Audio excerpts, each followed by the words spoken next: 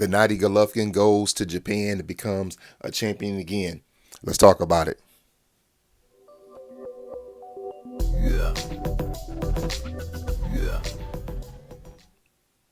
Well, fight fans, over in Japan, it was Triple G, Gennadiy Golovkin against Ryota, Murata in a pretty good, entertaining fight. Golovkin wins the fight by stoppage in the ninth round.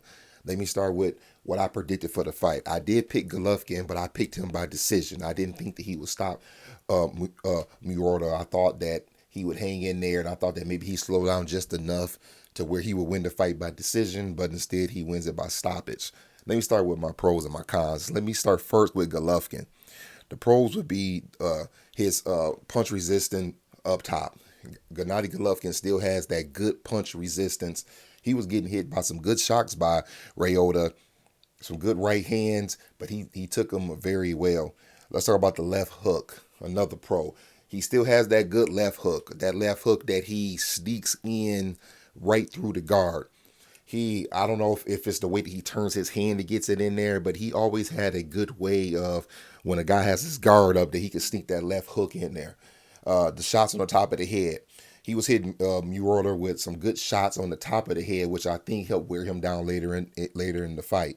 He had good ring generalship, hard punching. Gennadiy still has that good power. They say power is the last thing to go, and he still was showing good power. And also too, he did a good job of showing some speed. Some of his speed was a little offset, a little slow, but he still had some decent speed in there. As for the cons, I would say he taking too many shots. Gennadiy is actually a better defensive fighter than he looked yesterday, and I thought that he took too many shots from Ryota. Also, his body resistance. Although I said a pro was his good head punch resistance, he still does not have good body resistance, and that showed yesterday because he took some shots to the body, and the way he was taking his elbows, you can tell that they were affecting him. And I also didn't like the way that he kept moving to the left.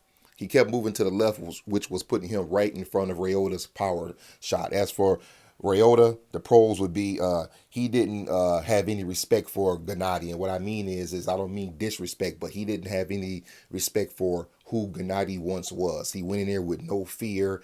He went in there. He stood in front of him. He went toe to toe with him.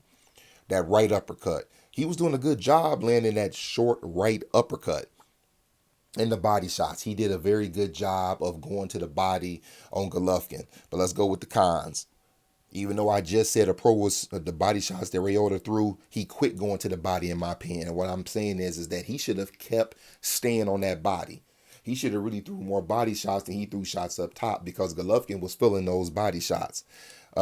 He was a sitting duck was another thing I didn't like. Meaning that he was standing in front of Gennadiy trying to go toe to toe when Gennadiy is still a hard, power puncher. He didn't have any foot movement, which also made him more of a sitting duck. And I didn't like the fact, as I mentioned a few seconds ago, that he seemed to want to go toe to toe. I thought he should have maybe used some more, not maybe, he should have used some boxing skills and stayed out of the way of that power. Let's talk about the fight a little bit. I thought it was a pretty entertaining fight. I mean, I think most of us thought that it would be. Two guys who are a little slower than they used to be. Usually those turn out to be good fights. As I mentioned earlier, I didn't like the fact. I thought that Gennadiy might be in trouble due to the fact that he kept moving to his left. Now, I don't know if that was by strategy, but Ryota was very right hand happy, and Gennadiy was moving into that right hand most of the fight, which gave Ryota the opportunity to land that short uppercut and to throw that looping right hand and that straight right hand.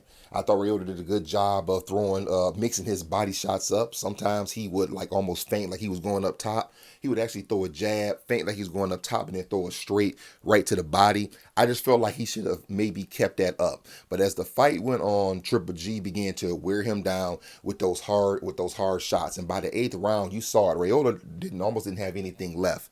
He started leaning against the ropes, something he didn't do in the first 7 rounds. And once he started leaning against the ropes, it was Triple G time. Hard shots hitting him to the body, that sneaky left hook inside. And by the time we got to the 9th round, it was pretty much it. I mean, the ref could have stopped the fight 30 seconds to a minute before that, but I think he did it out of respect for Ryota. But he wasn't really throwing anything back. I mean, Golovkin was throwing 5, 6 shots before he would even answer. And I didn't understand why he wasn't tying up. I mean, he was hurt badly with some of those shots, and he only tied up one time in that ninth round. Then it happened. Golovkin gets him in the middle of the ring, hits him with a hard right hand. It almost spun him around, and it dazed him. He went down, and wisely his corner threw the towel in because he wasn't going to quit. So the corner saved him from himself, and that was the end of the fight. So now let's talk about where do we go from here.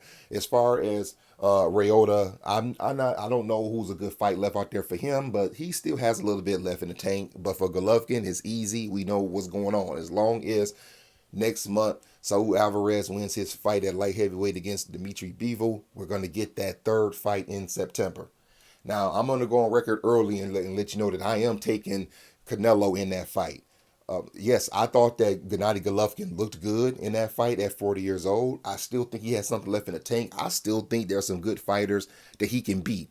But that fighter is not going to be Saul Canelo Alvarez. I think that Canelo is going to win the fight I think he's going to win it by wide decision, to be honest, because Alvarez saw a lot of the things that happened in that fight yesterday. If you think he's not going to look at those body shots, and then Saul is a good body puncher. If you think he's not going to use that to his advantage, you haven't been seeing him fight. If you think he didn't see that short right uppercut, the only difference is that when he hits Gennadiy with those shots, he's going to get in and get out. He's not going to be like Murata and just stand there and take things back. But you know what? That's why they make the fights. You never know.